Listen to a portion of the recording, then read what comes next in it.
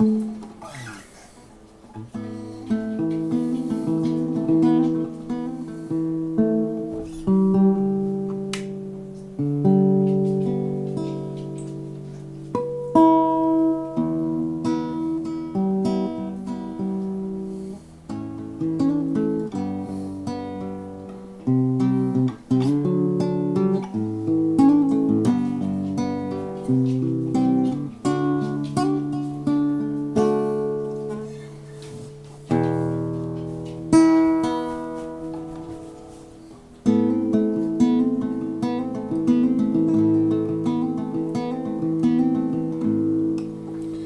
it's a good test for the sound as well. Huh?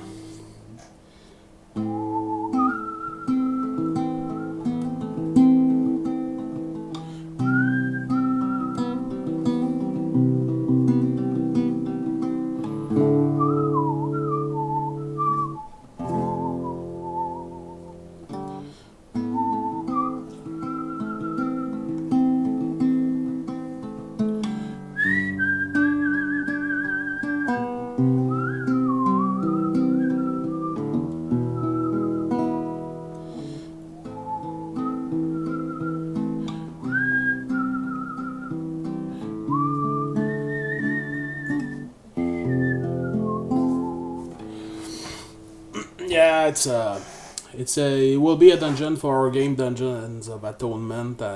Until Twitch registers our game, I have to put some game in the category, and I thought Diablo 1 was the closest thing to describe what we're doing here. So eventually, you're gonna see Dungeons of Atonement on Twitch.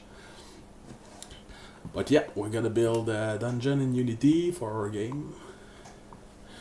Gonna see the tile set system that we're using, the design process.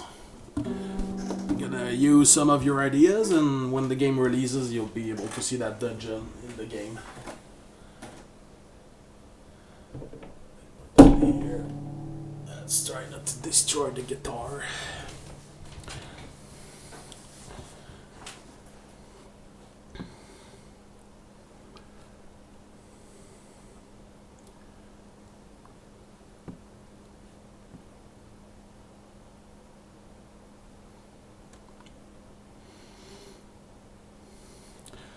Alright.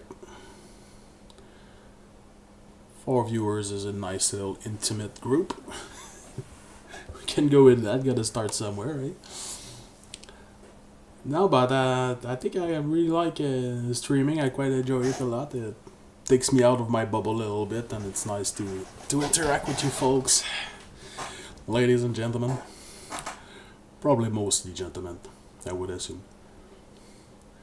It's pretty cool. So you guys are doing well.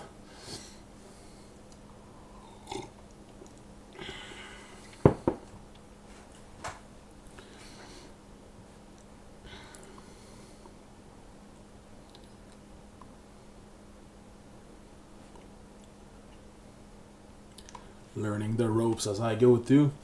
Now I'm able to multi-stream on YouTube as well, so learning the process.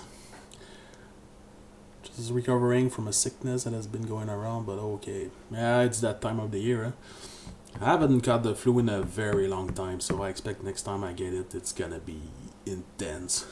I think I haven't been sick in like 3 years. Maybe because I don't live in the city anymore. Or I stay inside too much. But winter is pretty intense over here. We have an average of minus 20 every night. So I'm keeping the fire stove well fed. And all the cars are plugged, so they start in the morning. Otherwise, working on some interview. Well, good luck with that.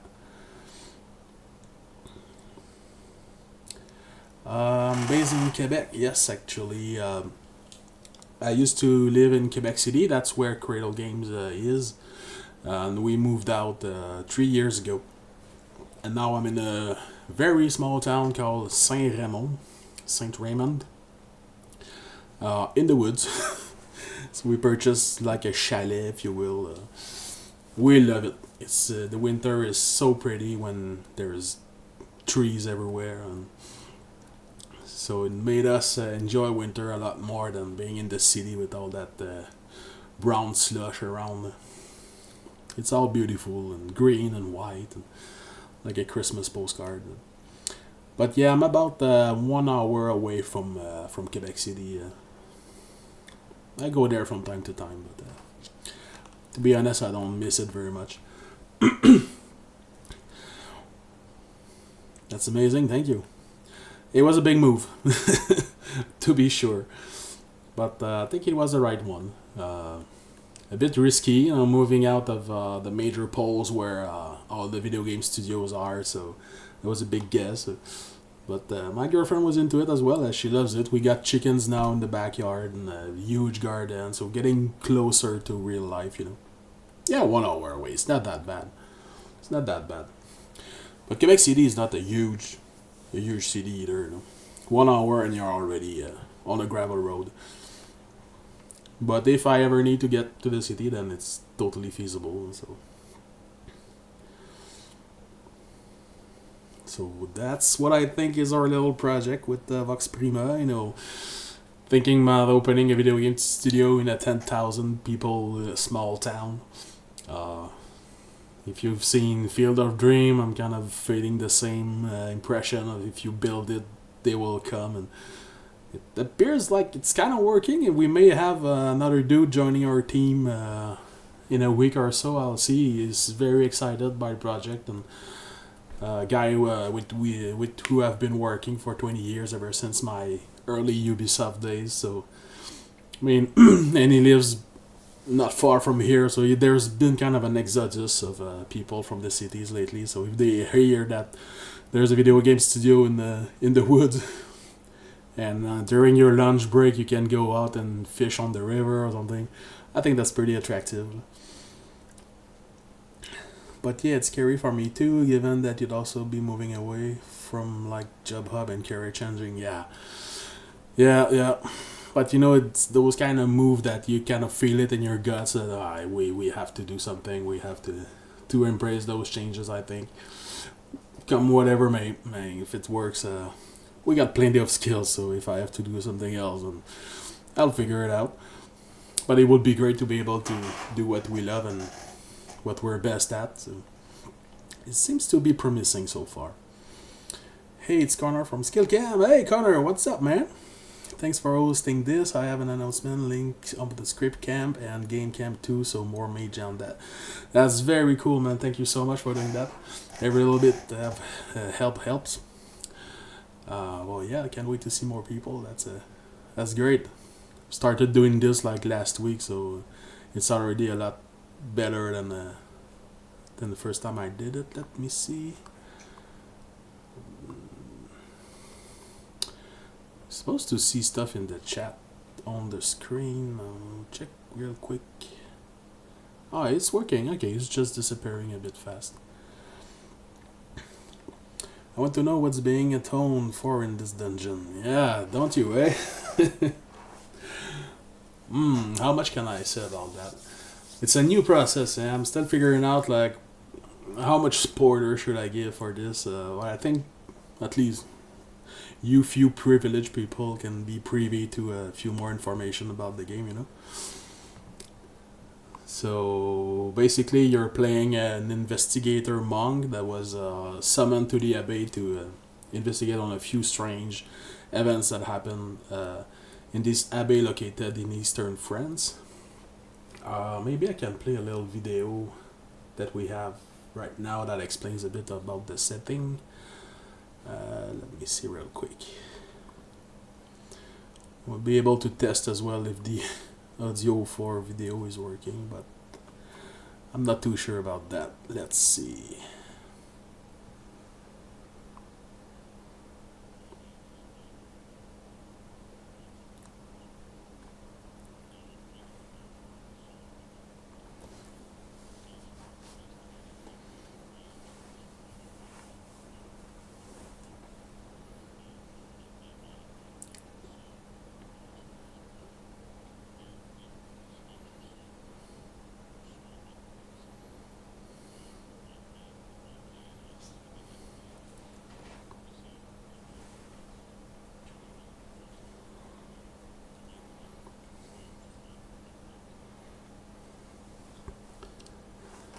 I don't know if the audio was working for that. I don't think so. You guys had to read all that. Well, yeah, kind of like that. So, okay, the audio was working a little bit. Yeah, so that's how we thought about conveying narrative moment, kind of cutscenes. So, you guys have an in-house artist? Yes, Senzi Uberchick is my girlfriend. She sits right next to me, and she does all the pixel art. Well, the beautiful one at least. I can do some, but it's nowhere near as pretty as what she does. But yeah, we've been together for 16 years now, I think. Met at Ubisoft back in the days playing Team Fortress 2. And we're still together making games, and we've been wanting to make pixel art games since forever, so it's really nice to finally have the opportunity to do it. But she's so talented. She's worked on big brands like Teenage Mutant Ninja Turtles, or Star Wars, or Prince of Persia. So she was part of the Game Boy Advance team at Ubisoft Montreal. So that was really the good old days, man. I wish I was there. Yeah, so it's really cool now. She's going back into those roots, with all the new tools that now exist, makes the job much more easier. So it's a lot of fun. The process is that I make the basic, the placeholder visual, if you will, like what's the size roughly of the various objects. Test it, make sure it's fun, and once it's confirmed, then I send it over to her so she can apply the final graphics on those props. I love Prince of Persia 2003. That was a Christmas present in 6th grade, and I played it to death. Yeah, man, that was a classic for sure. It was so awesome, and really launched Ubisoft into that, what I consider its golden age, really. When I was hired at Ubisoft Quebec, they were just releasing the third one. I think it's the Two Prince. And I was fiddling around in the Ubisoft servers and opening up like the 3D scenes for the Prince, and was able to spin my camera around the Prince character, and I got goosebumps. Like, oh yeah, man, I'm somewhere special now. It was great years. And Splinter Cell, just the year before, played that through like 5 times as well. I mean, for sure, man. Chaos Theory was such a classic. I hope they're making a new one. I mean, there's no Metal Gear, no Splinter Cell, and we need some stealth going on. But if you like that, perhaps you would like Sniper Elite. That's where I get my feel of stealth action these days. It's an awesome game.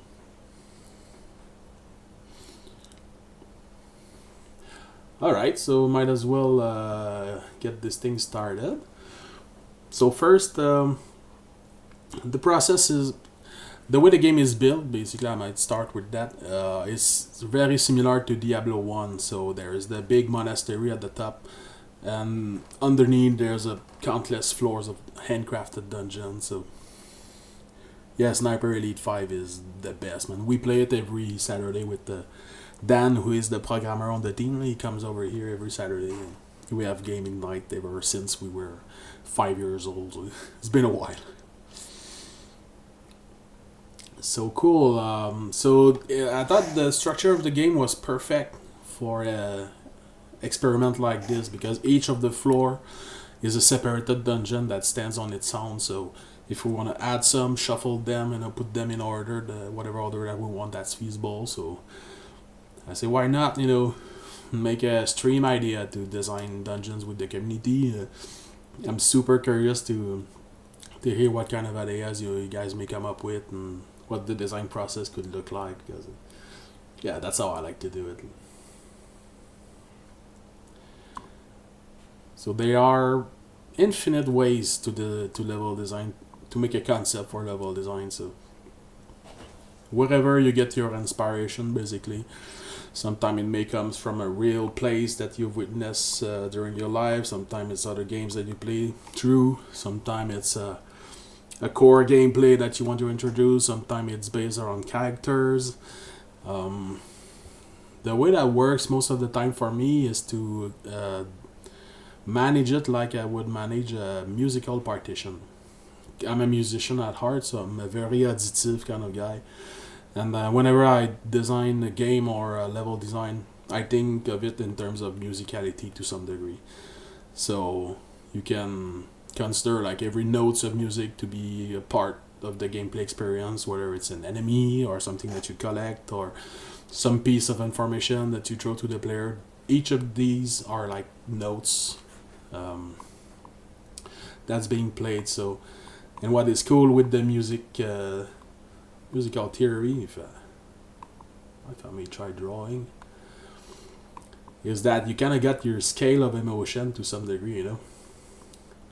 That gives a very interesting control over what you want your players to feel. So, you know, you got the tempo, you know, say you got a beat of 130 beats per minute or so, and then you can fluctuate this along with the experience of the player, you know, play some low notes, play some high notes. Maybe that doesn't make sense at all for you guys, but it's kind of an attempt to explain what's going on in my brain. So, and sometimes you want to play a lot of notes next to each other, make something really intense. Then after that, you're gonna keep some moment of silence to let the player digest. Because I think time is a major factor in the end. Like everything that you design, the space, the elements are gonna be experienced through time, basically. So you really gotta get a feel for your rhythm first. I think the sequence at which you want the player to experience stuff. So that's one way. But as I said, there's a lot of different ways. For every project, it changes. But for this project here,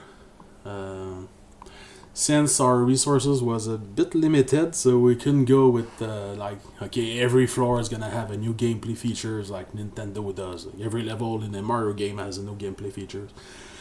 That wasn't really an option for us. So, but in my heart, in the experience that I've had with games,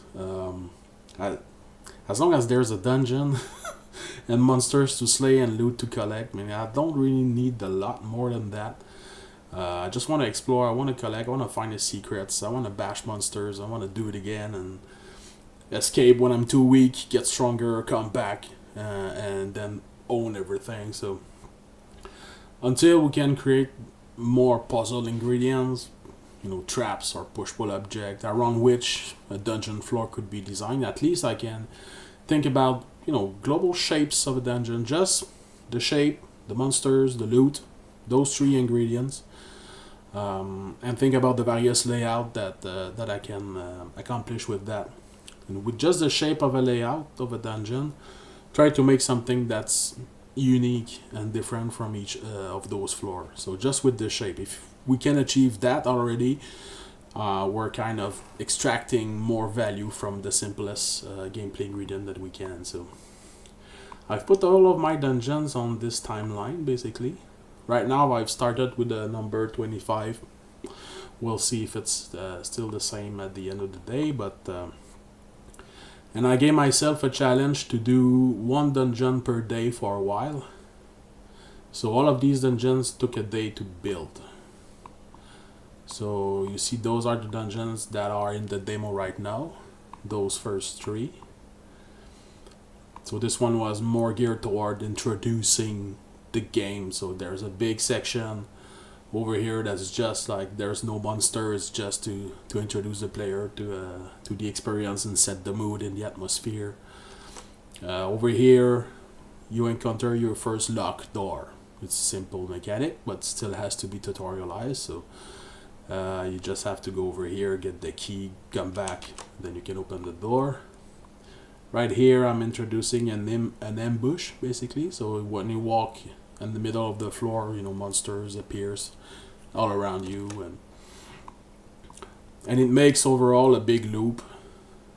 The exit is right here, but if you continue, you open the door to come back to your initial point.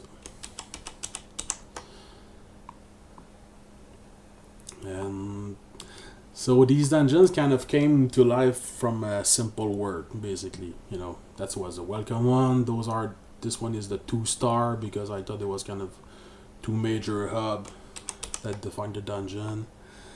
This one is the hub because there's a big central part, and you kind of have to figure out which door will lead you to the exit. You have a limited number of keys to unlock each of those doors. So most of them kind of loop into themselves like that, and there's one that brings you to the end of the dungeon, basically. How much downtime, shopping, navigation, menus, leveling, equipping, maintaining, or swapping item do you factor into your core loop? Any tips on making that part fun? I think you really have to take into account your target audience to some degree. Dude, the dude that's plowing my driveway just arrived, so I might have big spotlight in the back of my head for a few minutes. But yeah, considering that, because every type of player are different, but for action RPG, you've got an audience that is inclined to spend more time reading stats and reading the different score value for your items, so you can put a bit of strategy there. It has to do also, it has to be pertinent, so you have to be a sizable chunk of weapon and defense item and accessories to combine together to make it all pertinent, which is not something that we really have. So I wish I could extract more gameplay time on average from reading stats and equipping item. But as I said, it's quite personal. Personally, I don't like to spend a lot of time reading and checking stats. I know my girlfriend loves it. She checks all the numbers and really she remembers the numbers. I don't. I know it's stronger. Okay, cool. I will check like how many hits does it take to kill that type of enemy. She will remember. Okay, it's 25 damage points per enemy. So it's really two ways to say it. But if I have to make prediction, I think it's gonna be like the 1/3 above in the abate, testing your stuff, buying equipment and so on, and maybe 2/3 of the experience gonna be inside the dungeon exploring. That's what I think. That's what I've experienced most of the time. So it's a sizable amount of time. I mean, 1/3 of your play time. But that's what puts the RPG in action RPG. And also, what we have in our game that is distinct from other ones is the investigation gameplay. So, talking to NPCs, dialogue options, and finding out clues, presenting clues. That's also another part of the gameplay loop where we think the player is going to spend quite a bit of time.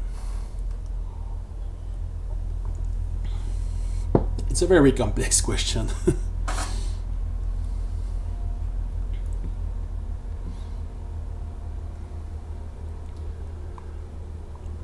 I think tips to make that fun.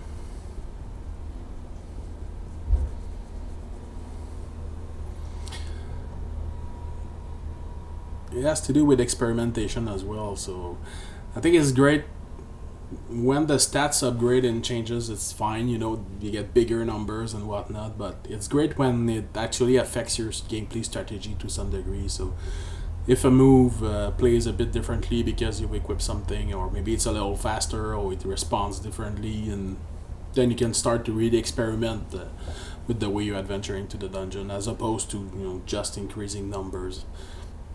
I think that makes a big difference too. Do monsters respawn if you leave the floor, or are the monsters finite? That's a question that we're asking ourselves a lot these days. By default, just by the way Unity is built, the monsters will all reappear every time we load the scene. So if you exit and come back, they will all come back. Is it gonna be like that in the final game? We'll have to see. One option is to do it like Dark Souls, like whenever you interact with the checkpoint. In our case, these are called altars. Yes, your life is replenished, but all the enemy respawn, so that's an option. Right now, we don't respawn the monsters, so we don't heal the character, so you have to deal with that rules. But later on the line, we may experience a bit more with the monster placement. It's tricky, yeah, because we really have to, how we say, choose our battle wisely. Which features we want to put forward. And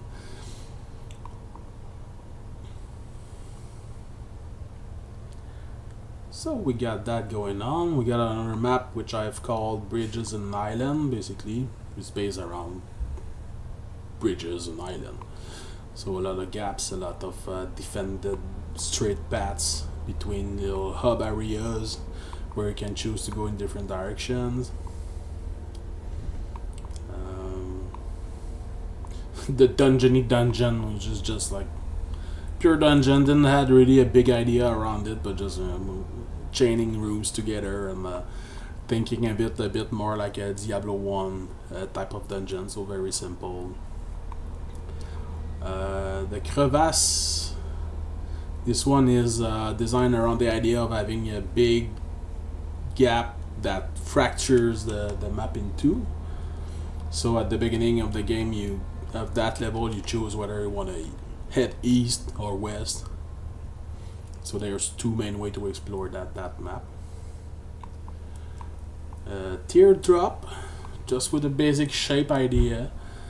You start here and right away you see your exit on the other side, but you have to complete all that path to finally get there. I've got the Evil Cathedral of Evil, so kind of a giant church. That may be a little more important narrative wise. Yeah, you might find some cultists into that level and so on.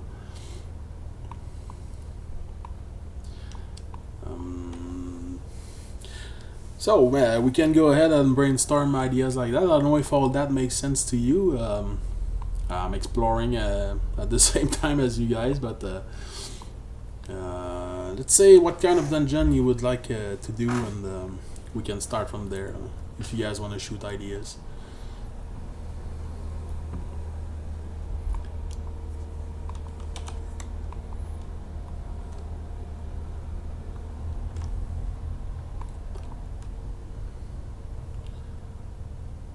I have a few more.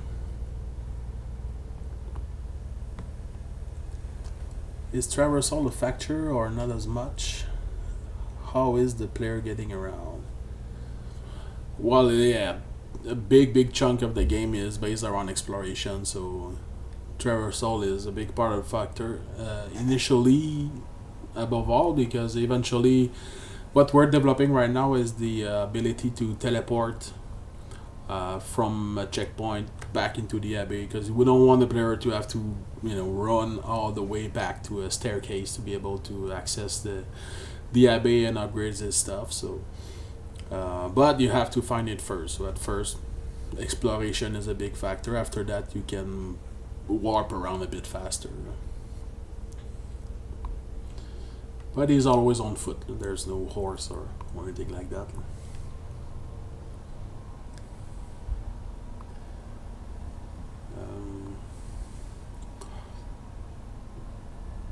I did brainstorm a bit, a bunch of other dungeon shapes that we could create as well, that I kept into a backlog in my back pocket just in case.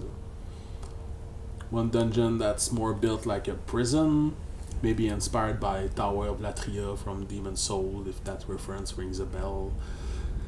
A library, a boss rush, multiple arenas where you find. There can be a gauntlet style of dungeon as well. A dungeon that is designed around 2 stories, so you have to get to the second floor, get to the first floor. Catacombs, alchemical lab,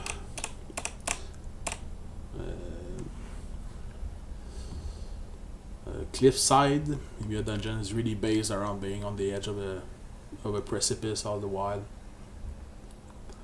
the big mansion on the ground, an hourglass where there's a huge choke point in the middle between two bigger parts.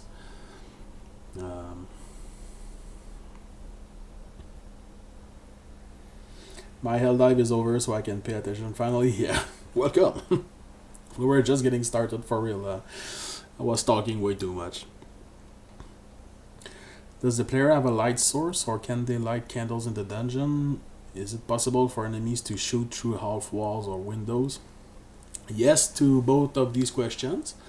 We have a lantern mechanic with burning candles. You can see that in the game HUD.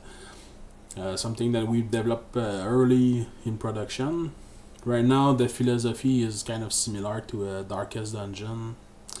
We'll see how far we push it, but right now, you would be able to equip different candles into your lantern. Some of them may reveal invisible enemies or hidden secrets, or slowly heal you over time or whatnot. So, but yeah, lights is a big part of our game, and enemies can shoot through half walls. Yeah, we generate two different nav mesh. So nav mesh is navigation mesh that the AI uses to walk around. So there's the one walking and the one flying. So, like for example, if we got small imp demon that flies in the air, they can go over those low walls and whatnot, and it can also shoot above them. So, could be cool to see levels that changes over time in some way, or you can affect somehow, changing water level, moving platform, or maybe short mini optional challenge dungeons with high loot but very high risk. Yep, that's some good stuff. It's always one of the first things that I've asked when I enter productions, like, how can I make stuff move? How can I make a big block and make an elevator or something that spins? Or it's a bit more limited in pixel art, but I had an idea a while back of the walls keep moving, so as you progress forward, you go back. The walls are not at the same place. While they were off screen, I'm fiddling around and changing a bunch of stuff, so I will try to explore that. I don't have that feature at my fingertip for now. It would take a bit of time to configure. Maybe you guys would find it boring, but I'll take note of that, and maybe next time we'll have that feature going on. I want it. Maybe short, mini optional challenge.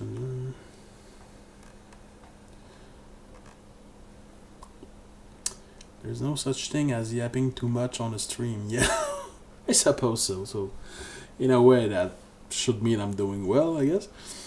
I've watched my other stream and I was like, oh, dude, you gotta wake up a bit more and talk a bit louder and slower and clearer. So it's good for me to learn how to communicate better. So I really enjoy that. Maybe a dungeon where enemies can shoot at you from window cages, but to reach them with melee, you have to dodge their projectile and find your way into their cage where they shoot from. Yeah, that could be cool. I have doorways with bars, basically, like Diablo 1, and that they can shoot through. We could use that. Dungeons with death trap that you can weaponize against the enemy in a strategic way. Can I do this? We don't have traps, but I'm kind of thinking like, do I have something else that could do a similar trick? Yeah, I'm sorry, I don't have a lot of gameplay ingredients for the moment. I think for now, if we keep it simple, like something that we can do from A to Z and complete, we maybe preferable to think about shapes or architecture more than gameplay features. Oh, it sucks. It's a big part of developer disciplines. Okay, let's try to do something with what we have and not think about new features. But it's not easy. I totally understand. I can show you a bit of the stuff that we do have, though, so that might inspire some idea. We have the asset library in Unity, which is a tool that we've developed internally.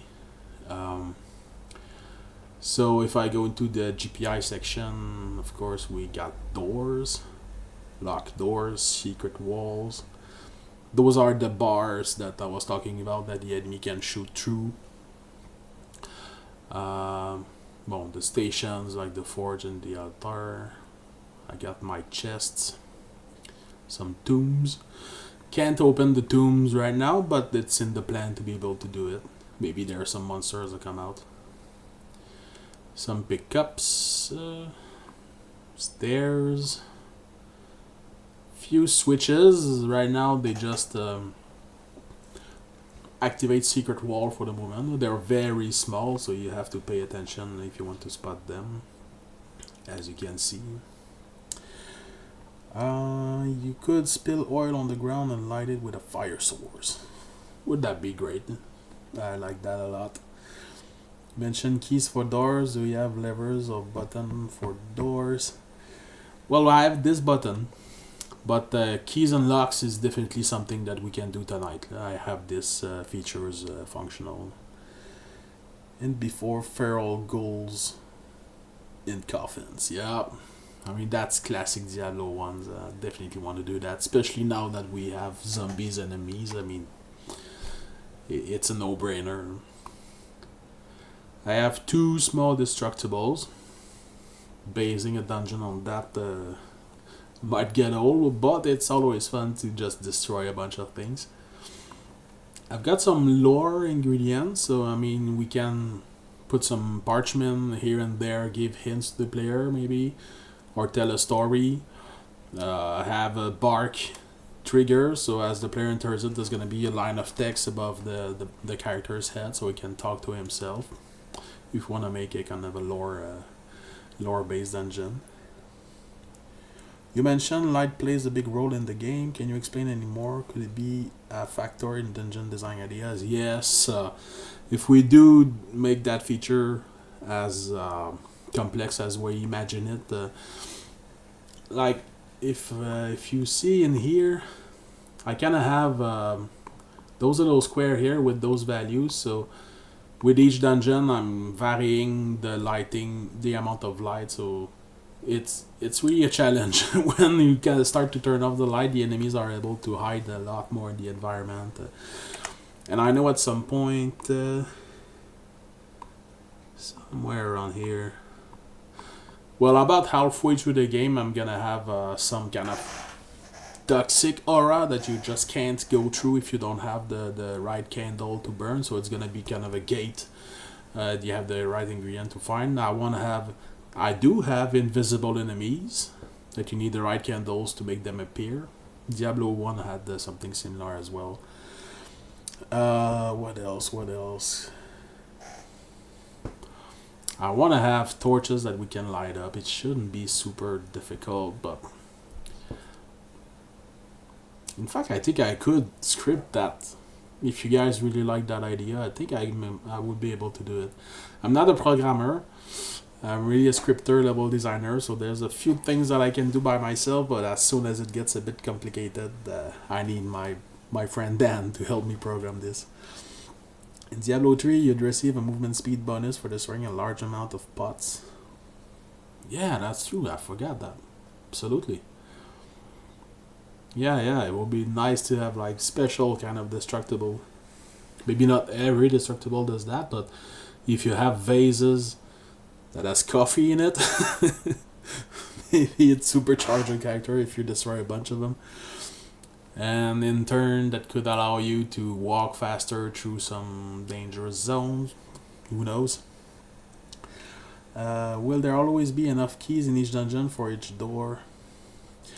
That's an interesting question. I'm still wondering about that. Right now, I'm not making the keys unique, so they're kind of generic. Every key can open any lock. And I'm thinking of allowing the player to craft some keys as well. If you guys know a game, the series of game called Ease, the Otad Felgana, it's an old Japanese game on PS1, PS2, I think. They use keys as gates really much, and you go back into the village, buy a bunch. I think that there was hundreds of locked door into that. So Binding of Isaac is also a reference for that. So right now that's what I'm going. I'm not going the Dark Souls way of like each key unique and can only open one door in the world. So I think it's an interesting way to push the player to maybe revisit earlier floors before he had enough keys. So I think there might be something cool to do with that. A lot like how Enshrouded uses the shroud to keep you from going places until you level up your flame for progression. Yeah, I'm gonna check that. Take a little note. I've heard of that game. Craftable keys for special doors that are one-time use for optional hard bosses. Yeah, why not? There's nothing that prevents us from also having unique keys. Or maybe like the DoA boss key that's more unique or rarer. I was also thinking, like those old Resident Evil games, you have an altar, 3 medallion, fits into the altar, you gotta find all 3 and come back. And it's always a nice piece of art, like a mural or a fresque. So there's can make some good art for that. Enemies that drain your light source. Yes, Sandy is always proposing that idea. Drain your mana, drain your light source. Hey, it's a challenge. Enemies that have different powers or abilities in the dark versus the light. Totally. There's actually a boss fight that we want to make around that idea. Maybe hordes of weaker enemies getting burnt up by a few light. That absolutely I can. That's a feature that I actually have right now. Kind of an AoE around the character once he's got that particular type of candle. And what will be cool though is that it's a different damage type. So if you use your sword, they take several hits to be defeated. But if you just approach them with the right candle, then they poof instantly disappear. So that could be really nice.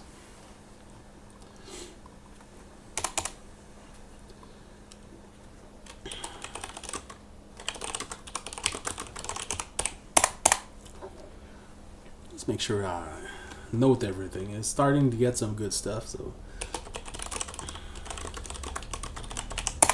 if I forget any, just let me know. Crafting, rare keys, boss keys,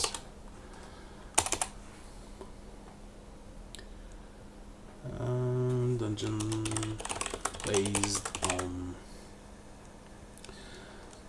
shooting from cages / windows.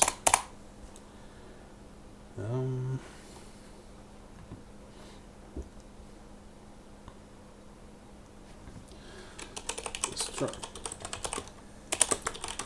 applies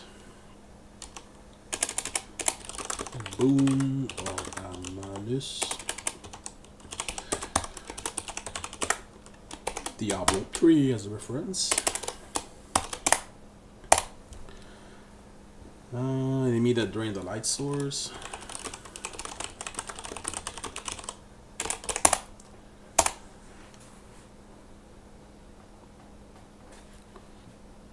Just copy paste. I'm shamelessly stating your ideas.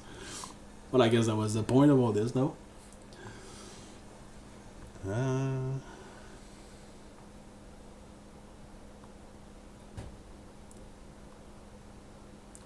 Some are almost like reminders, like ideas that we had months ago, but we take so many notes at some point they just get lost into a void of creativity. Okay, if you can grind more keys, then maybe have dungeon level that is very key heavy. A lot of closets, maybe an achievement for opening all of them. Yep, all that. Hide something cool, maybe less determined player will miss. Maybe an achievement. Yeah, but it's also it creates a feeling that there are some something larger than what you experiment immediately. Just knowing that there's something hidden potentially behind any corners, it kind of fires up some brain cells that you don't get access to if you have a very linear game where nothing is hidden. I don't like those games most of the time. There has to be some secrets and some multi-path of some way. Maybe instead of closet, they will be living quarters, and in the bedrooms you can find lore notes. Absolutely. So let's do that. If you see a spot in the dungeon that we build where this could apply, highlight that. Hey, this should be a living quarter with lores, and sometime as we build the dungeon, okay, that room fits well for that idea that we had a while ago. So ideas keep the imagination's fire burning. Yep, isn't that the whole point of why we do that? It's the whole fun, isn't it? So anything is possible. Almost. Could be cool too if there were some enemies that were extra tough, but defeating them gave you oil or whatever other resource you need for the light. Could be visually a little distinct, like a glowing enemies, so you know to target them when your lantern is running low. Like an oily enemy almost. That could be very interesting. Yeah. Something we think about, like how far to push the requirement to have some light. Like, is it like oxygen that you really need it to move forward, or it may be an idea for a few dungeon, maybe not for the whole game, but I'll take note. I like that. I'm enjoying this a lot. I hope you guys do. And that's why we have false walls for secrets. Man, if I see a waterfall, I expect to have a cavern behind it. I mean, I think that's basic. But I don't see that often. Run in the waterfall, hit the wall. It's like, come on. You gotta put a cavern behind or something.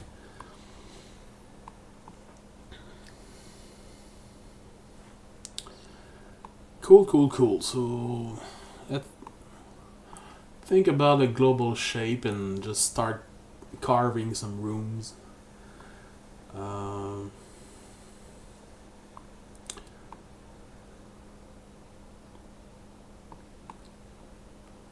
to this there.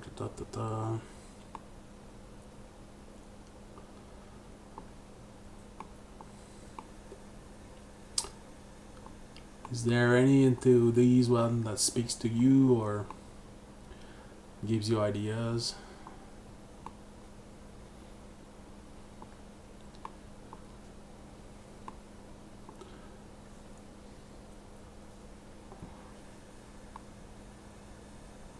I think we'll just make a dungeony dungeon. Not worry too much about the complex ideas for now. At least you'll be familiarized with the production process of making a dungeon, so that might give you ideas as well. So.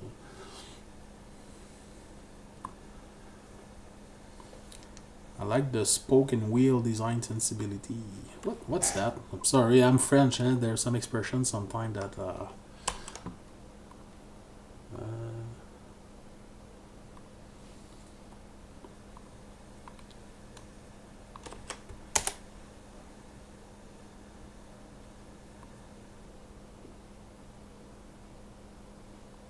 okay. So kind of a central hub with different branches.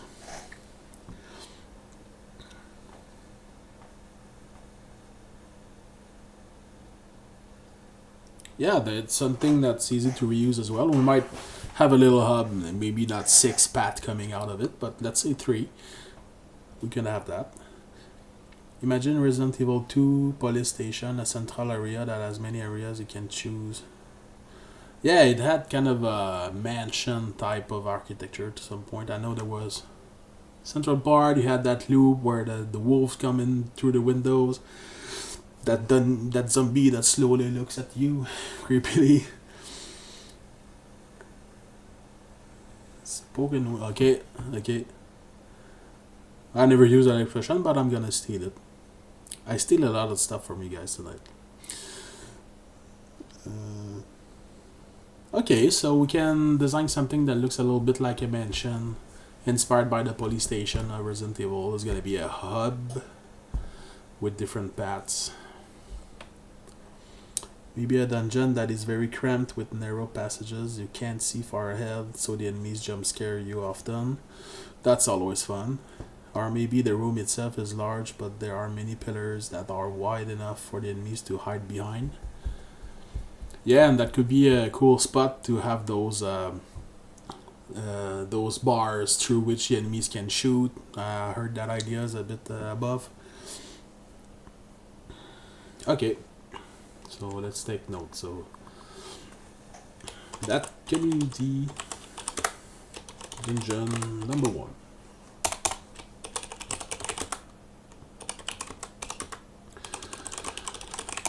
Spoke and wheel. Cramped corridors.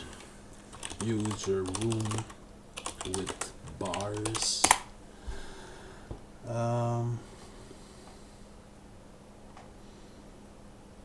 I'd be interested to see a dungeon where you encounter the same boss multiple times in different forms. Yeah, that's cool. It really creates a nemesis kind of relationship. Like, how did they say? I'll see you in hell. We meet again. He's got a different color slightly every time you meet him. There's something similar to that in the Hunter. So there are 2 dungeons so far with the Hunter in it. So he's a big monster that always knows your position into the dungeon, so he start to stalk you and chase after you. He's got a bit of a more complex AI, so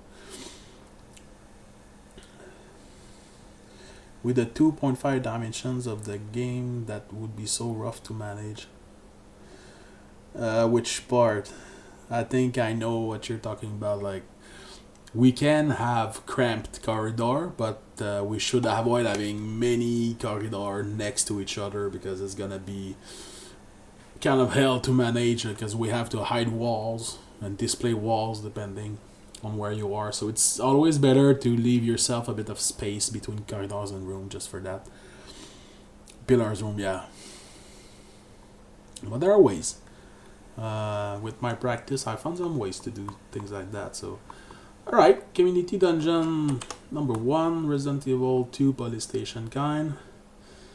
You'll see why I take these notes, because if you want to avoid the blank page syndrome when you do level design, you identify with the things that you know for sure are going to be there, and you start with that.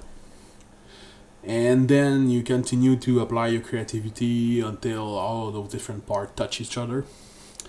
That's one way to do it. Let's jump into Unity. I'm gonna create a new folder.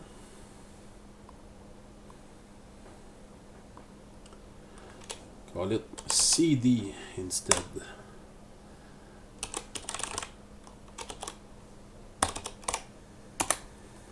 For community dungeon. I have my scene template. I'm gonna duplicate that, drag it over here. Alright.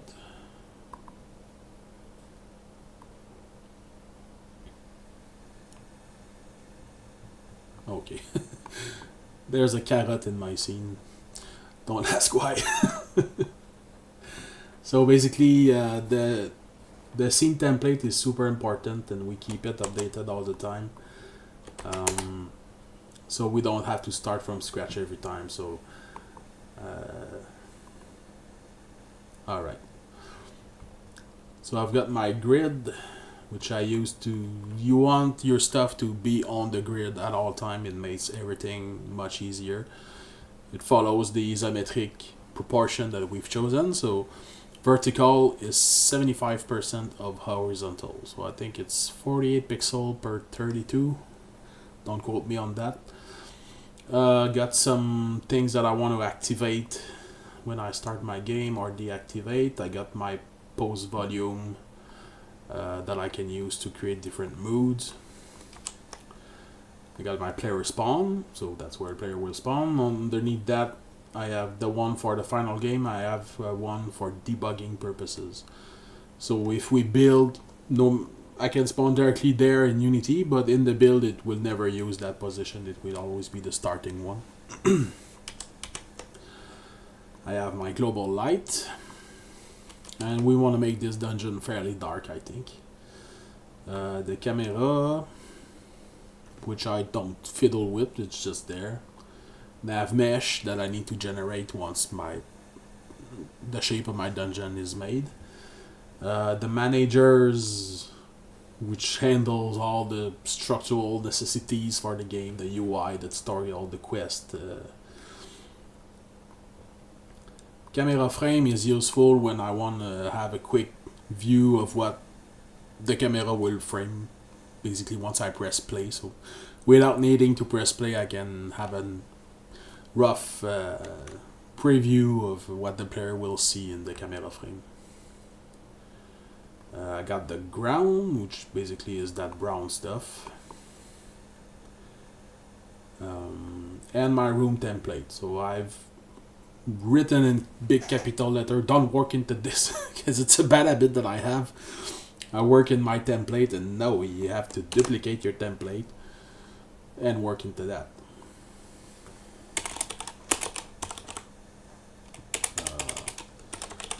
So let's start with an intro and an outro. Push my outro at the other end.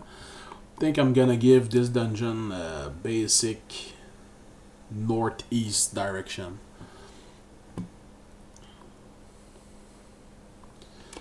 So every time I expand my categories, I'm gonna need a staircase from which the player arrives.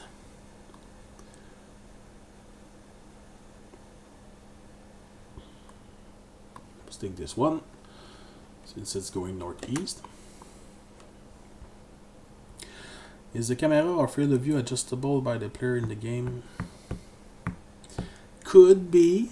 I don't think it's gonna be the case. Some game does it, but I think in our case we will design space quite precisely so the player sees what we want him to see at such precise moment. If we allow him to zoom out, we may introduce some spoiler that we don't want to, so I don't think it's gonna be adjustable.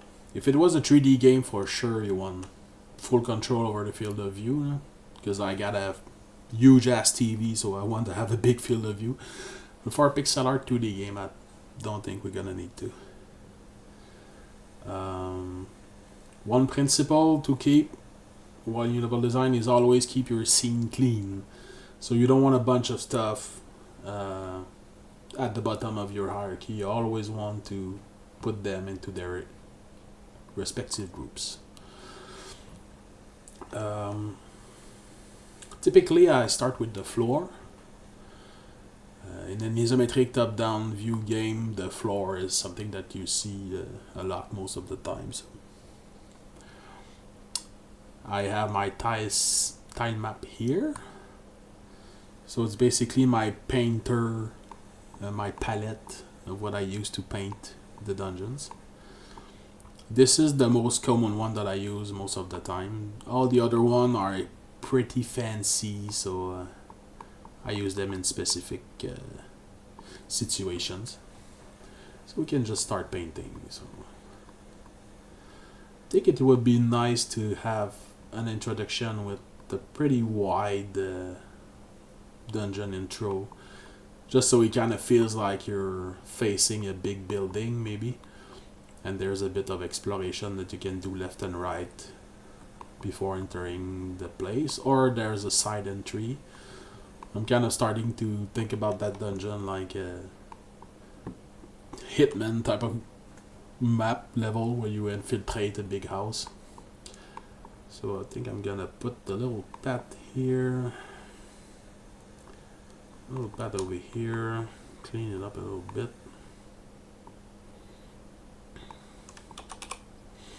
And I don't spend a lot of time in the rooms just yet. I just want to have my macro structure and then I go into detail. So right away I will duplicate another room, place it here,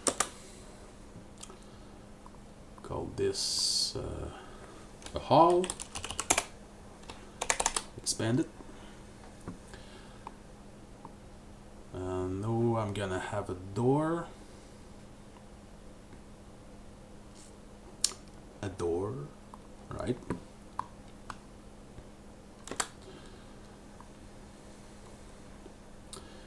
And I'm gonna start with my floor again. But since it's a hall, we can make it a little bit fancier. So let's pull out the red carpet.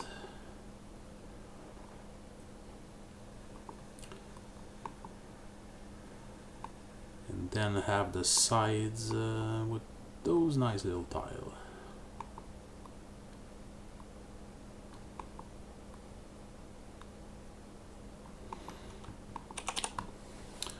Alright. I think I'm gonna allow the player to enter by the side if he chooses to. That's gonna be in the intro.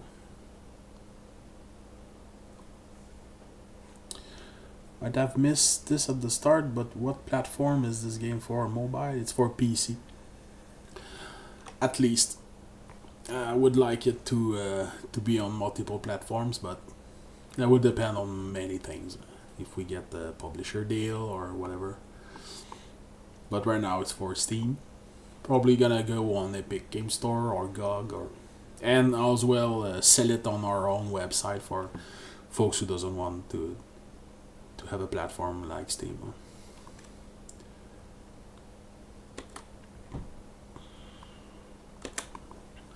Let's add another door here.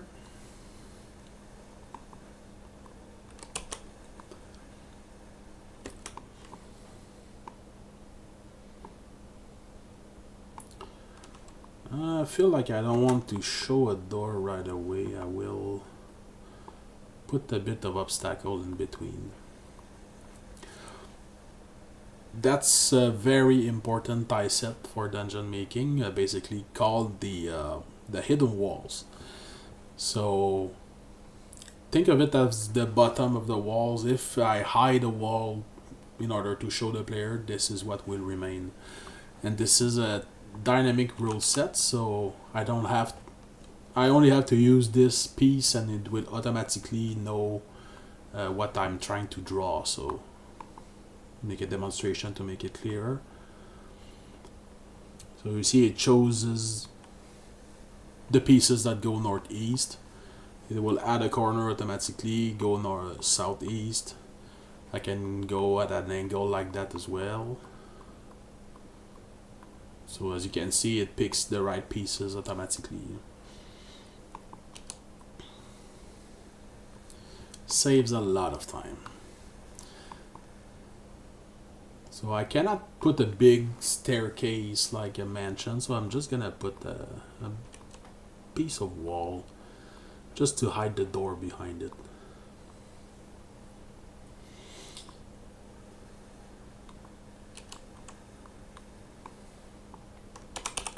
Like that. And I'm gonna continue my ground.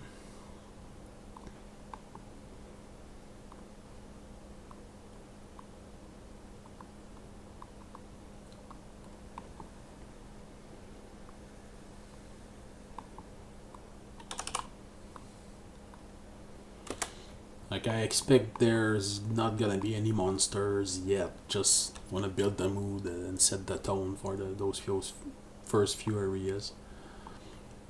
Let's push the door further. Let's check with my camera frame what the player will see as he walks towards. Alright.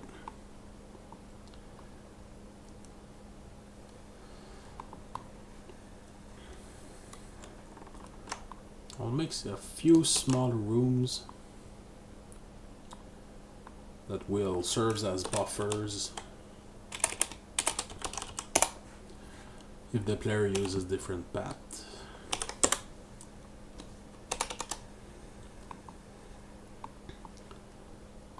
So let's say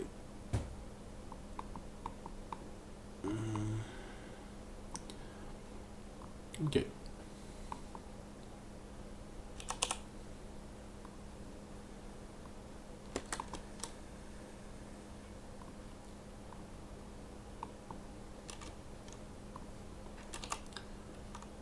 Place it at the right position so that everything stays on the grid. There, much better.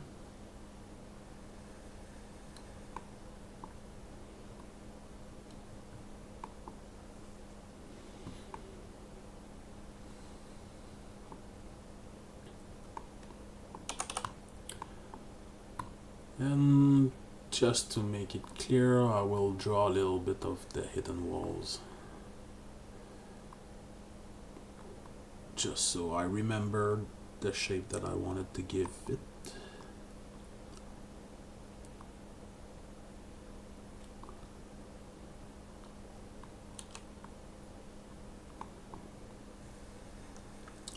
Something like that, I think. Yep. Noob question, sorry. There's no noob question. We're all noobs. But is this some kind of isometric preset or workspace within Unity? More or less. It's been a while. How did we configure this? Because the default isometric view in Unity is a bit more squished vertically. I didn't like that, so I expanded it a little bit, but I think you can enter pretty much any values that you want. I have to check. Yeah, see, you can put the cell size that you want here, basically. So, and set it isometric Z as Y. Couldn't explain exactly why, but I just know it works for us with that setting. Let me know if that answers your question.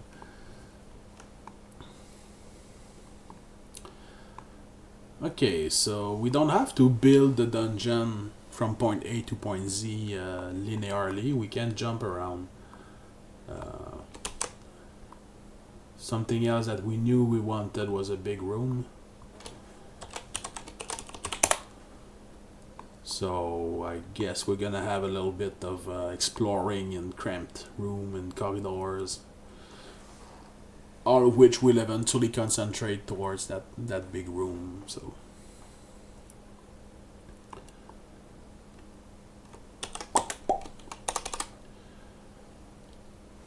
all right, gonna push it a bit further.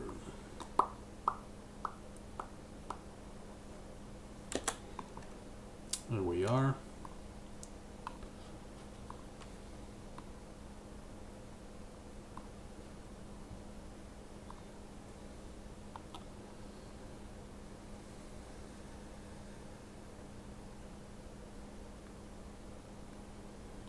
Big.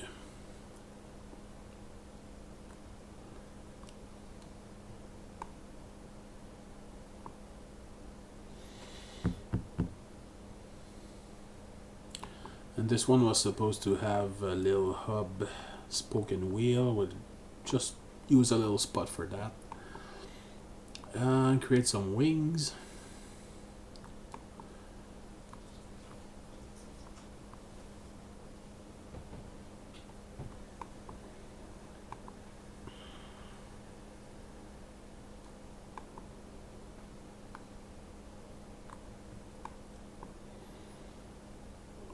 That should be big enough.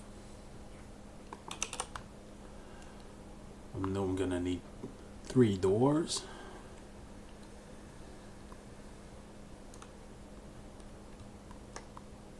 Put that in the big room. If you guys can develop your own tool a little bit, I highly advise to have a snap to grid tool. Mine is on spacebar, so whenever I drop something into my scene, I will hit spacebar and it will move on the grid. So I'm sure that it remains pixel perfect. You don't want a pixel going halfway through another pixel. It's it's not clean. So spacebar doesn't exist in default Unity. Maybe I should sell it on the apps on the asset store. I don't know. I die and live by this tool. I mean, it's so important. So we have our little hub. I think I will add a little piece of furniture in the middle just to mark it. We'll find something to do with that, I'm sure. Gonna have more entries on here, I'm pretty sure. A little room to explore down here. It's like a dollhouse. I guess it's cool. Huh?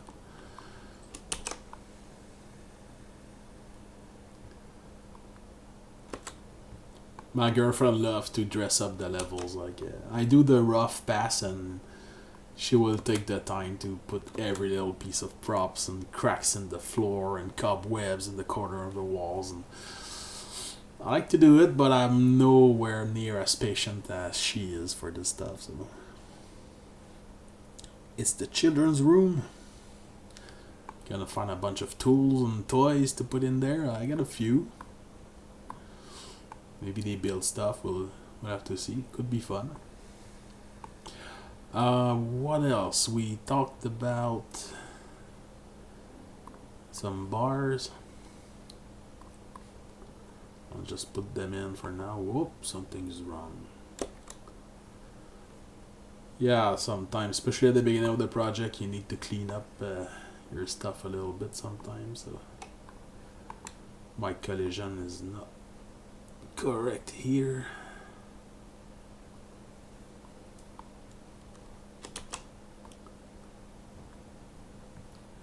All right.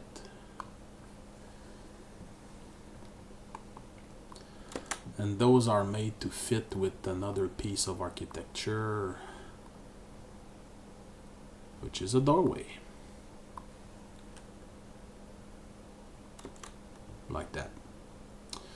So very much like Diablo 1, you see. I'll make a group with this just so I don't have to recreate it from scratch every time. Like that. Another one of your best friend in Unity is Shift-Alt-N. Will create a game object, children of your the object that you got selected. Yeah, you gotta have clean groups all the time in a scene, otherwise it gets chaotic very fast. So just gonna drop them all in that little game object. And now I gonna have my setup that I can reuse quickly. Alright. Let's make more rooms. Save.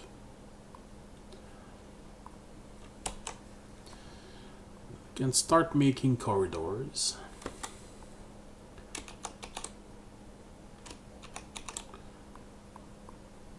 Which I will name core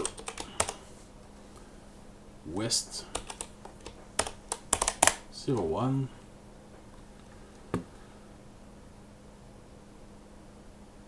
Next to the hall. And try to keep your rooms in the order of which the player is going to discover them, you know. Boom. Gonna have another one over here. Gonna add a door.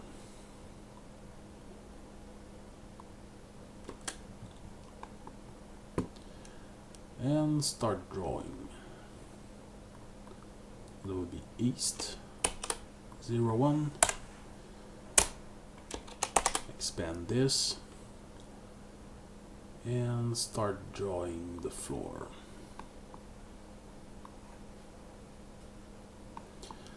Usually for my less important rooms, I take floors that are a bit less fancy. 3 tiles is a nice width for a corridor. You don't really want to go smaller than that.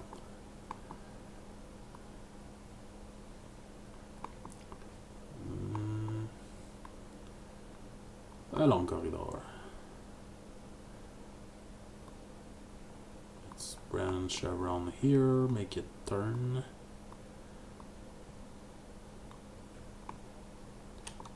Something like that.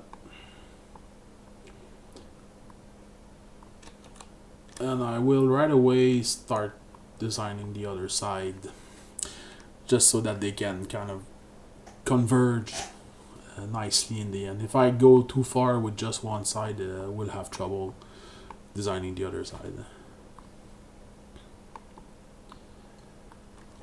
Boom.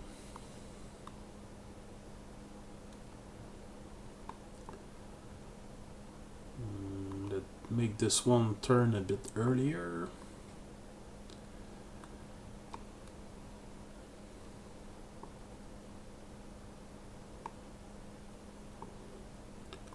Let's make a side room here. I guess it start to feel like I will put an ambush there or something.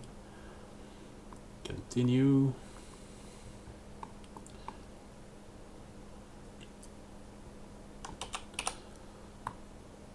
I will start to build up a little bit the beginning of my scene because I feel like it. Hidden walls. I raise my walls last. I really start with my floor and the base of my walls, and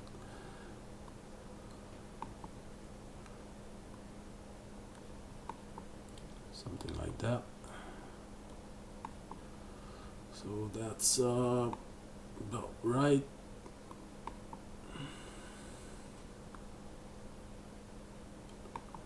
Boom, boom. I know my doorway takes 4 squares, so I leave that empty for now.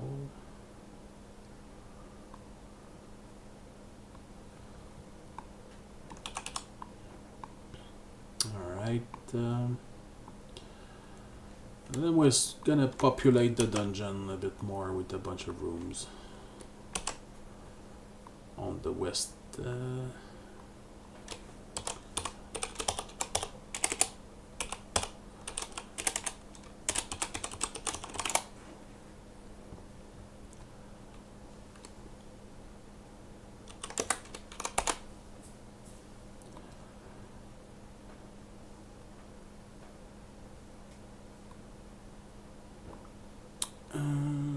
Maybe a fancy room.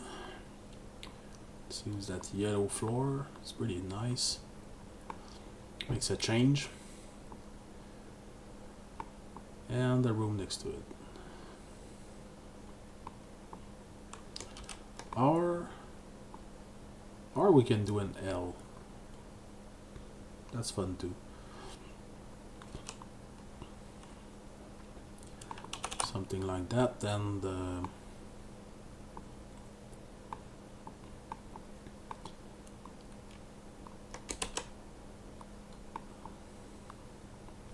place 2 doors like that. It's fun. It gives the player a bit of choice.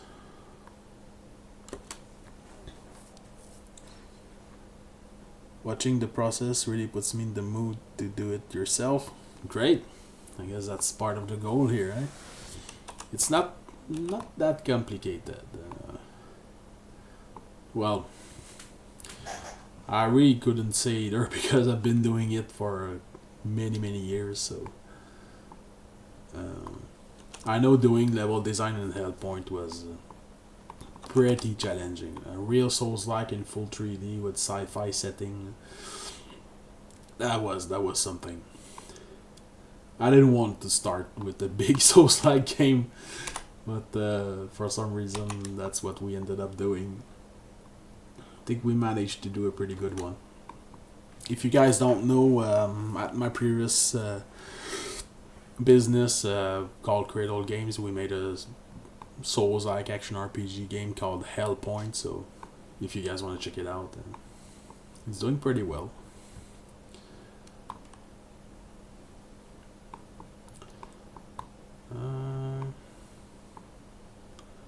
Got this. Save.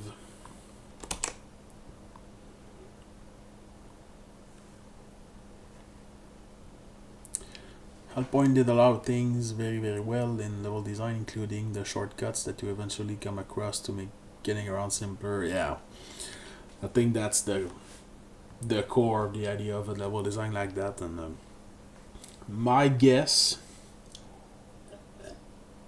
because you find that level design in Dark Souls 1, but not so much in Dark Souls 2 or 3. And my theory is that Dark Souls 1 was practically completely entirely designed by Miyazaki. I think he done the level design for the whole game basically. That's what I did. And it must be very complicated to do interconnected level design like that when you have a big team of level designers. It's a lot more work to coordinate. So Dark Souls 2 and 3, they got chunkier. You can feel, I could kind of tell where one level designer started working and another one picked it up. So yeah, I don't know. For me, Dark Souls 3 didn't scratch that itch that Demon Souls and Dark Souls 1 did. Maybe I'll need to revisit it. Maybe I was getting a bit tired of Souls-like as well. Could be. Because I mean, that initial sense of discovery that you had in Dark Souls 1, it was a unique moment in your gaming life. You can't really recapture it, not as vividly as you did back then, you know. I don't have the patience for Souls-like that I had in 2008. You know.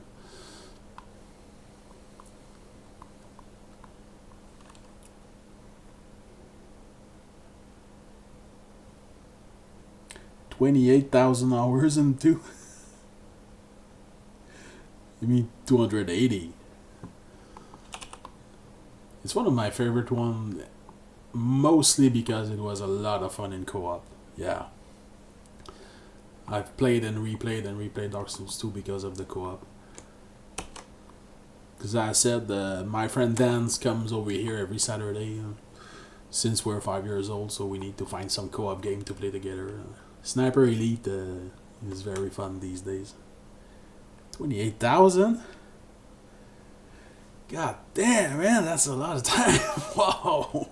It's a very big game, so I can understand.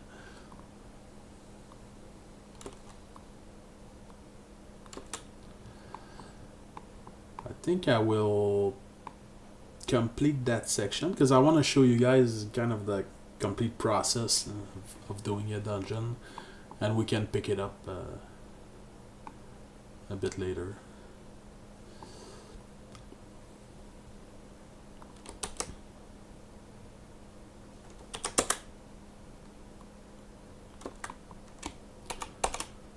I feel like making several little rooms here.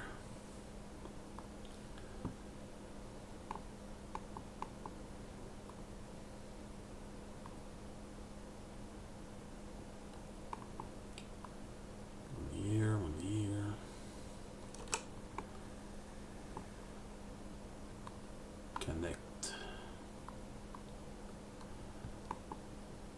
And one more here. Any recent game recommendation? I keep forgetting what I'm playing. I'll open up Steam and we'll just see what's my library recent games.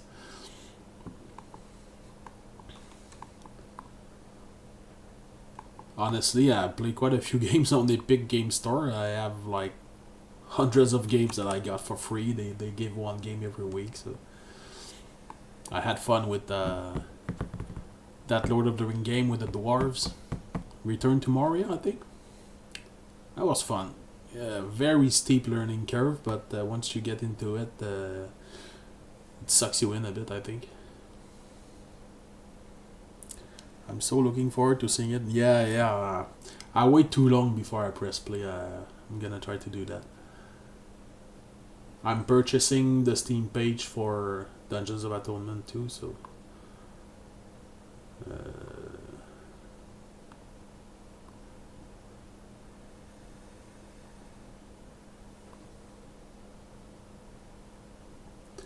Ghost Recon Wildland, man. I'm all the time coming back to that game. It's just straight in the veins. Fun tactical shooting with friends. I'm playing a lot of Assassin's Creed Black Flag.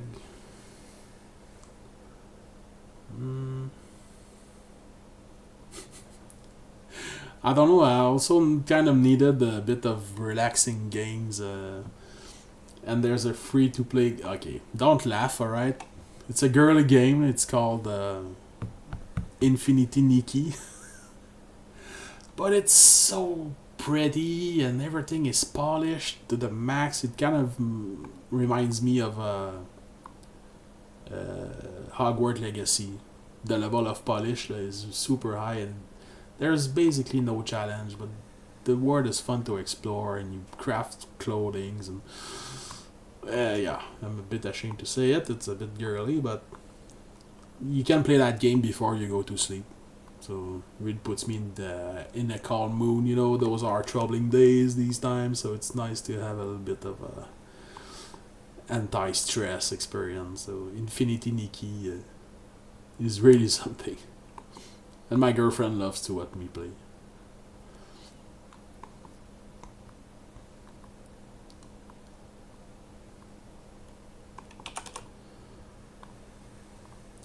Okay, so I'm gonna raise the lower walls for all that.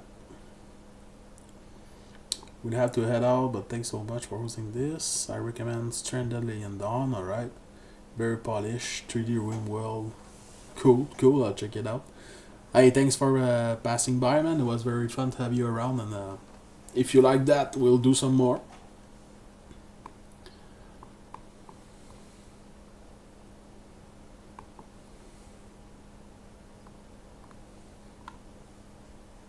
Alright, see you, Goblin.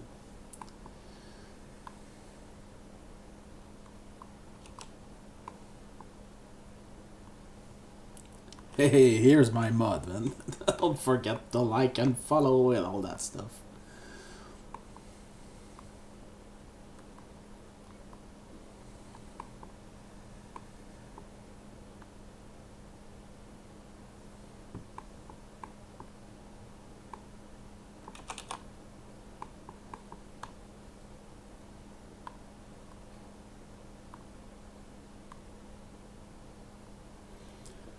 It's kind of a zen process. I like it a lot.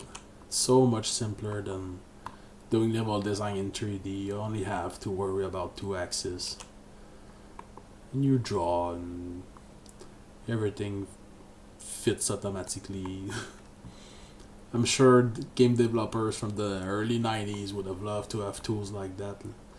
Imagine placing all of those blocks by hand specifically. Had to Google the game you mentioned. I've actually seen ads for it. The Nikki one. It's an old brand. I think it's been around for quite some time. But it's a great girlfriend game. So if you want to get girls into video games, you could choose worse.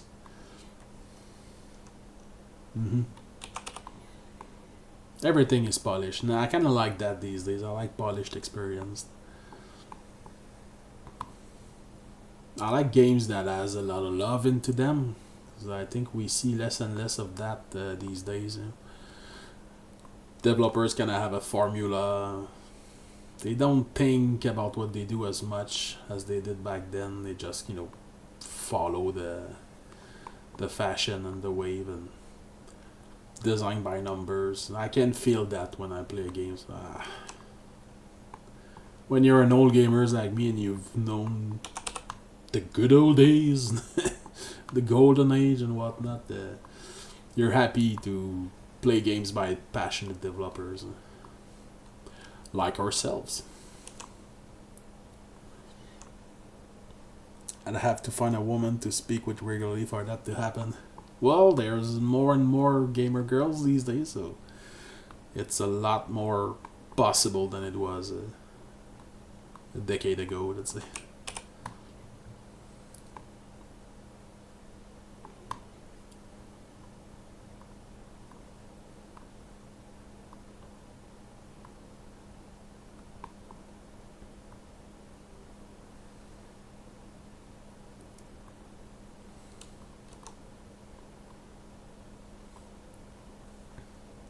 I've met my girlfriend online. Mentioned it at the beginning of the stream, but we've met on Team Fortress 2 at Ubisoft Quebec. Everybody was playing Team Fortress at some point. I feel you though. I grew up on Atari, Sega, NES, and SNES. Yeah, man, that was a special time to be a gamer for sure.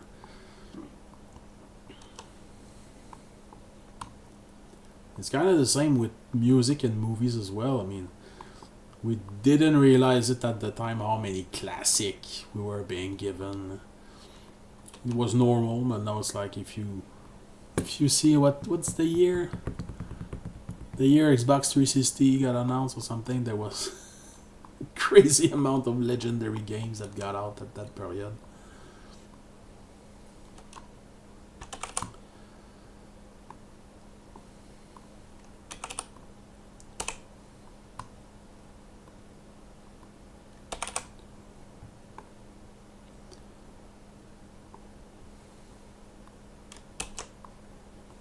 We're getting close to be able to press play with something interesting. It's not totally gone, but the spirit that development used to have really isn't there anymore. Well, it's good to see good devs like you guys. Well, thank you so much. We tried to keep the torch lit. But there are a lot of old devs like us still around. They just kind of make their own things now. I mean, if you check every big studio, there is another studio that was created recently with all the old guys. I don't remember their name by heart, but like CD Projekt Red, all the initial devs from Witcher, they got out and they created their own studio. Assassin's Creed did the same thing. I'm pretty sure BioWare had a similar event. So you just have to look for them. They are now all doing startup studio like us. So. I'm gonna put the bottom of my doors because I have to place each one of them by hand just so it looked nicer. Props. Boom. Boom.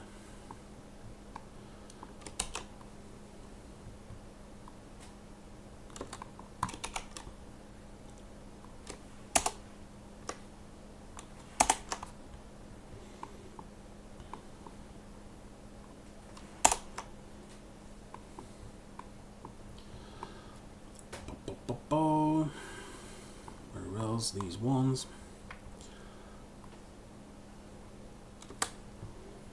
I'm just gonna place them quickly and clean up later because I'm gonna have stuff accumulating at the bottom of my hierarchy, which is a big no-no in my book, but just so we can press play because we have to play this eventually. We just can't stay in the editor forever.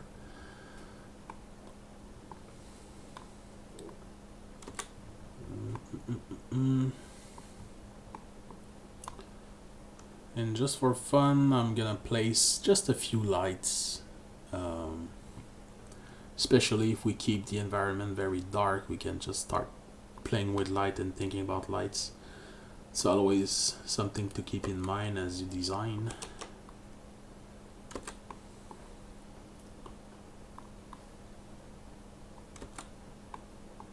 I don't place a lot of them because the player has its own lantern, so you want to make sure that it remains pertinent.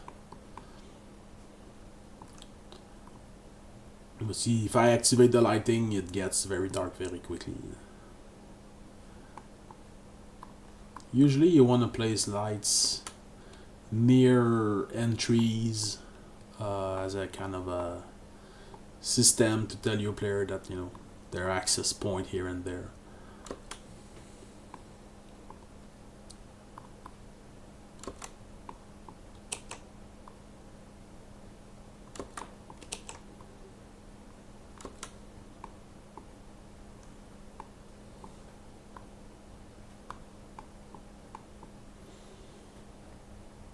And just for fun as well, we can put a few enemies. So in my asset library, I have a folder dedicated to enemy spawn points.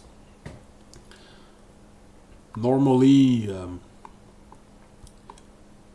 we will start the design by, you know, choosing a selection of enemies that we want to use. So not all dungeon floors all have the same enemies.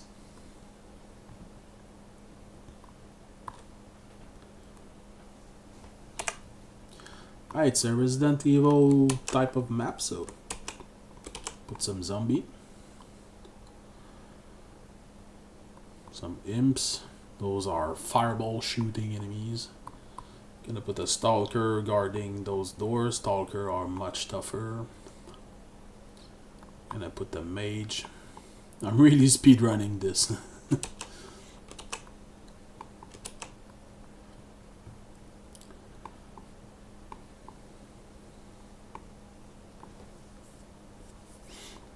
Gonna make this a stalker filled corridor, so it's gonna be a more difficult path to choose from. Gonna put some imps. Fireball shooting imps are fun to put in dead ends. A big bullhead in that big room.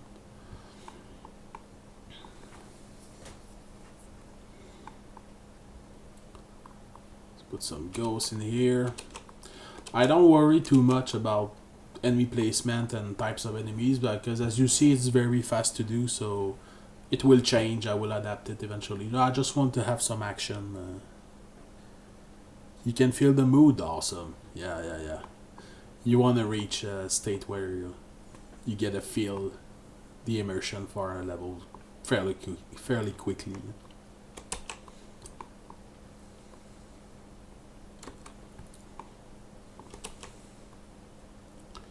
What can we place in that giant room? So we know we want to have kind of bars like that. I'm not gonna worry about that for now. I'm just gonna put a bunch of fireball shooting enemies. I think that was the idea at the beginning. And zombies.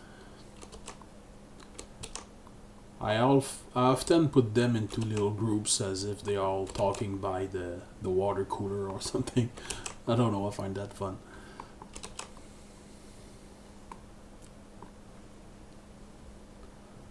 Alright. Gonna put a few more lights just so it's not super boring visually. Hello? What? Alright.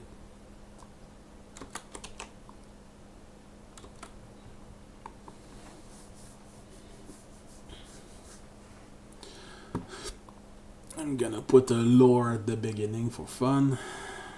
What message could we put there? What? What's wrong with you? Come on. Wow.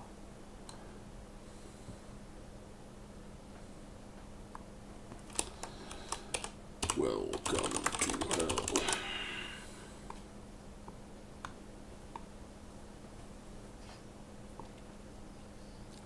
Alright, enough waiting around.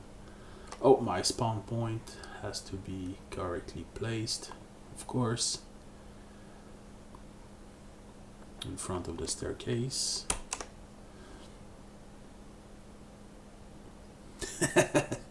Fight! Sub-Zero wins! Save that.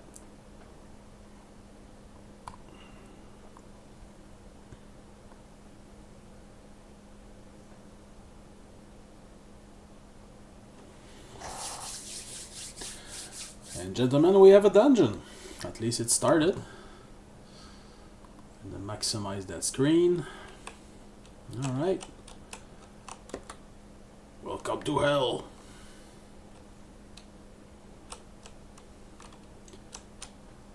I think I'm gonna put more space before presenting the facade of that police station, quote unquote. My little side path here. I think this is going to be a cliffside to clearly separate the intro from the rest of the dungeon.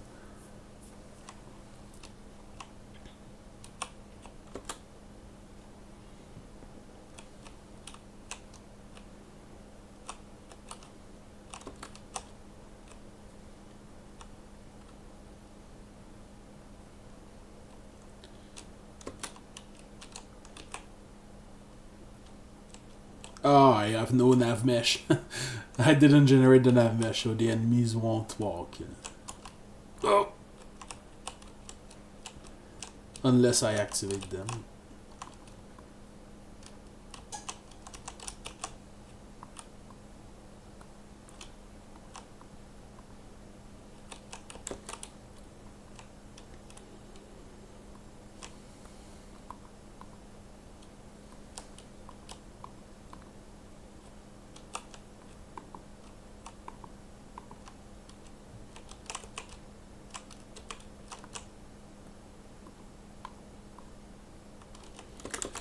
Today Sandy did the animation attack for upward direction.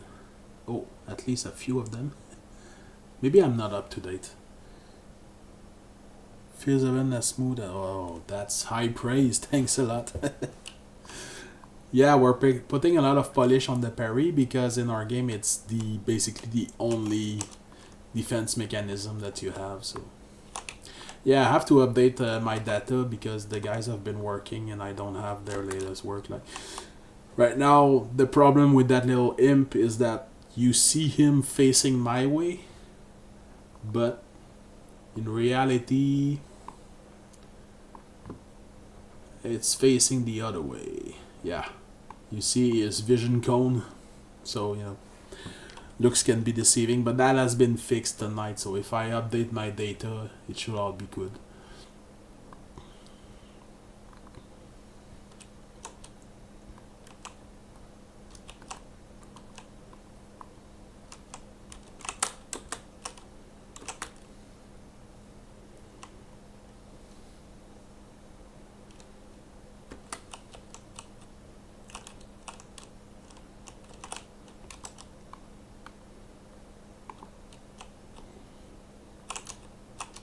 Come on over, you big brute. Check out the death animation on this one, it's my favorite. She makes the flesh melt from his face. Come on, die. Ouch! Hurts like a truck though. Come on. Yeah, it sucks because there's no nav mesh. Look at that. Yes, it's really gore. I like it. Reinforced grip. I've just collected that, so once I go to a forge, I will be able to install it on my sword. Does the parry system work on magic as well then? I think so, because by default yes, but if it doesn't, we will need to come up with a feedback system that clearly signals that it's useless to parry. But I feel like it's gonna be the type of game where everything can be parried if you got the right timing. The philosophy behind that is that you're playing a 50-year-old monk, so he's not the nimble ninja that dodges around and slides around freely. So, but he's skillful and he's tough. He's a big brute, so he's able to defend effectively and parry.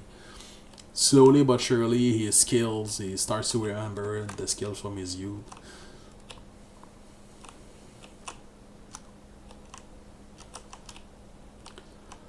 Yeah, I think I'm gonna make that room even bigger.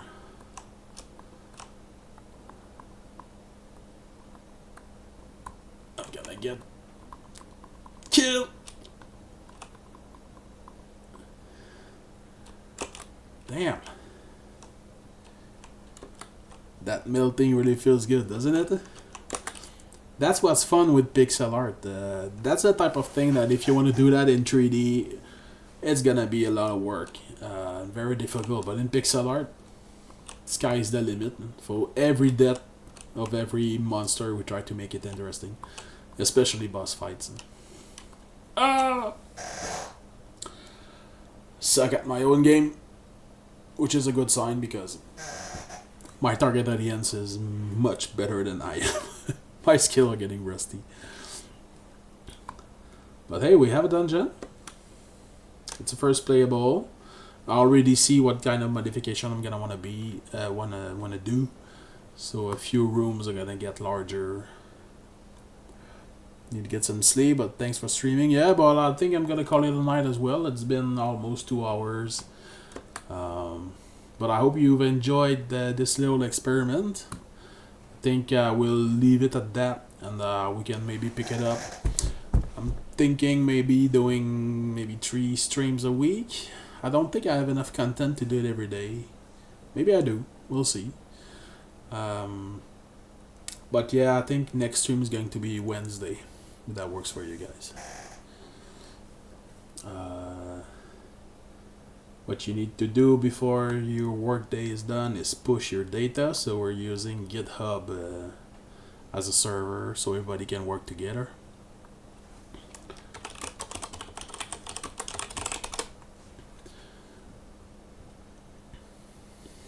Any day works for you? Cool, man. So we're gonna remain closed then. Push that.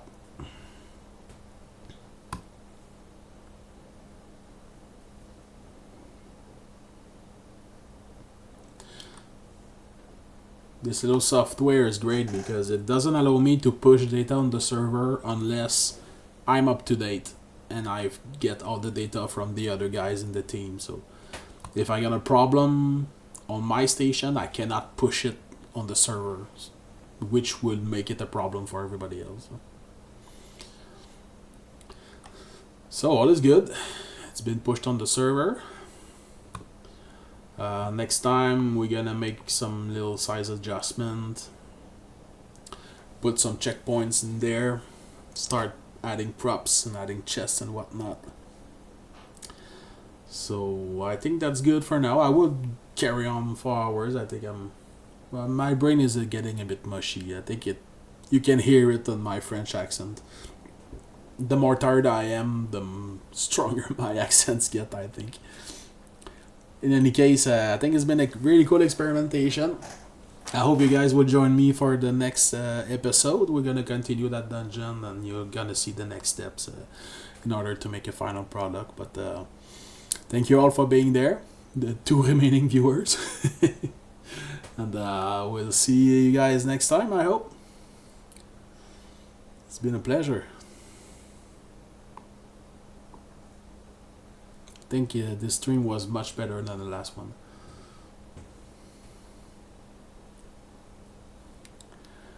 Alright guys, I made him off. Thank you so much again, and we'll keep in touch.